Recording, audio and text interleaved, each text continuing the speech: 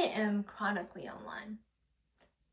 And so is the rest of the world. So much so, the Oxford's 2024 Word of the Year was officially brain rot. I couldn't believe it when I first saw it, because when was the last time anyone kept up with Gen Z slang? Let alone the people at Oxford University Press. Despite seeming so recent, though, this term already feels cringe. But even cringe has been out of date for a while now. There is no telling when you'll be deemed cringe or how to stay in touch. Seemingly the only path is to stay out of it, to not get involved because it's easier. Right? If this is where your mind is heading, you're heading in the same direction as every kid in our generation. A straight path to conformity. So today, let's explore first why kids tend to feel like they can't get involved. Next, the effects of this lack of involvement, before finally explaining how we can avoid falling into the trap of cringe culture. Because to be cringe is to be free. Starting off with TikTok, the place where everything's created. Not just content, but the feelings curated for and based off of that content. Many content creators on many platforms make skits that are meant to elicit a cringe face, with videos based around characteristics that are so purposefully over the top that they make the viewers wince. When it comes to anime kids or the teacher's pet portrayed by these influencers, young adults often interpret these caricatures as something to avoid becoming.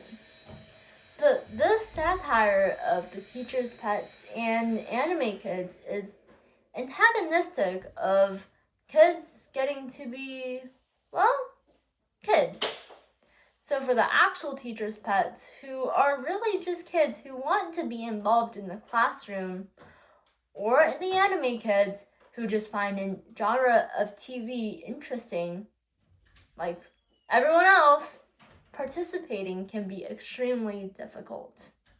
A series of interviews conducted by the InterScience Institute concluded that the youth interviewed talked about having an interest in fishing, dance, Pokemon, Star Wars, and learning a language, but did not want to be a part of larger programs. One 14-year-old boy who had never been involved in activities explained, "Sometimes others judge you too much."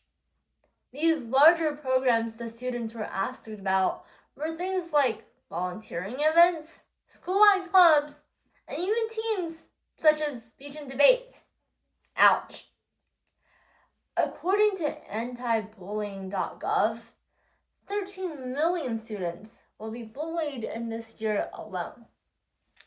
Cringe culture exacerbates and intensifies the bullying that they face. And it's not like kids don't know about school programs, because the United Nations Children's Fund found that in schools, about 98% of students were aware of activities at their schools, but only 32% actually participated. In many school environments, a troubling pattern emerges. Volunteering, participating in school events, and taking advantage of general opportunities are often overlooked due to a pervasive fear of ostracization. The social pressure to conform to an unspoken standard of popularity discourages countless students from engaging in activities that could benefit their personal growth and community as well. Rather than risking being seen as overly enthusiastic or worse, cringe, students choose to stay on the sidelines, sacrificing valuable experiences in the name of fitting in. According to the National Center for Educational Statistics, participating in school opportunities, extracurriculars, and volunteering all foster a sense of community and belonging. The irony, of course, is that the very people who would benefit the most from these experiences are often the ones who avoid them, worried about the judgment of their peers. The pressure to conform has reached an all-time high with students' rampant usage of social media. Expressing oneself is constantly faced with the anxiety of standing out. Something that seems so harmless, like posting a TikTok, can become dangerous when influencers and trends on social media uses ableist, sexist, and racist language. Scrolling the For You page often yields results that include mockery of Helen Keller, jokes about 9/11, and even racial slurs. Offensive posts are covered up as dark humor or brain rot, when they are simply derogatory, defamatory, and discriminatory. This pressure to conform can become groupthink when students engage with online culture, with devastating consequences. Changing this dynamic requires a shift in perspective, both individually and collectively.